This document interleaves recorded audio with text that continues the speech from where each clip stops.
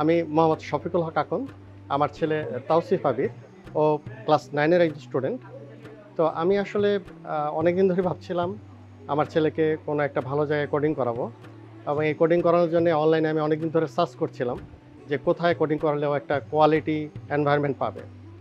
তো এইখানে ড্রিমার্স একাডেমিতে ভর্তির আগে আমি আগেও বেশ কয়েক জায়গায় ওকে ক্লাস করিয়েছিলাম, কিন্তু তাদের ফিডব্যাক, তারপর তাদের প্রফেশনালিজম আমার খুব একটা ভালো লাগেনি। আমার কাছে শুধু মনে হয়েছে যে বেশিরভাগ যে ইনস্টিটিউটগুলো রয়েছে এরা হচ্ছে কমার্শিয়াল, বাট ড্রিমার্স একাডেমিতে আমার যেটা মনে হচ্ছে তারা প্রফেশনাল।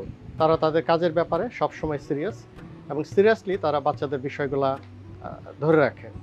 উদাহরণ হিসেবে বলা যায়, আমার ছেলের যখন স্কুলে পরীক্ষা চলতে থাকে দেখা যায় যে 1 মাসও টানা ক্লাস করতে পারে না, কিন্তু আমি না বললেও ড্রিমার্স একাডেমি থেকে আমার সাথে যোগাযোগ করে তারাই কিন্তু ওই গ্যাপ ফিলিংগুলো করিয়ে দেওয়ার জন্য ব্যবস্থা করে। এটা খুবই অ্যাপ্রিসিয়েবল। আমার ছেলে যখনই কোনো ক্লাস মিস হয়ে গিয়েছে, ড্রিমার্স একাডেমি থেকে কিন্তু তারা ক্লাসের ব্যবস্থা করে দিয়েছে আবার। সো কখনোই আমার ছেলের ক্লাস গ্যাপ ফিলিংয়ের ব্যাপারে কোনো প্রবলেম হয়নি। দ্বিতীয়ত, প্রতিটা ক্লাস আমার ছেলে খুব আগ্রহ নিয়ে করতো, কারণ তাদের যে ইনস্ট্রাক্টর রয়েছে তারা খুবই আন্তরিক, প্রত্যেকটা ক্ষেত্রে আন্তরিকতার পরিচয় দিয়েছে।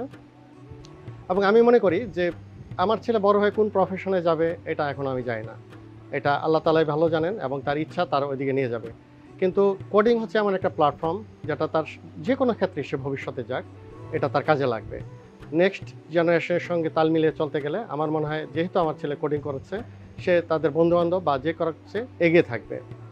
তো আরেকটা জিনিস জেনে আমার খুব ভালো লেগেছে যে আমাদের এই একাডেমিটা সম্পূর্ণ বাংলাদেশি একটা একাডেমি, এবং স্টেম অ্যাক্রিডিয়েটেড।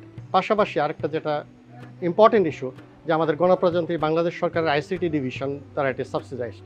সো এটা হাইলি অ্যাপ্রিসিয়েবল। তা নইলে এত কোয়ালিটি এডুকেশন, এত অ্যাফোর্ডেবল কস্টিংয়ে আসলে আমার মনে দেওয়া সম্ভব হতো না। তারা কোয়ালিটির ব্যাপারে কোনো রকম কম্প্রোমাইজ করে না কোথাও, এবং আমার কাছে মনে হয়েছে যে আমার এই ডিসিশনটা it was a very nice and good decision.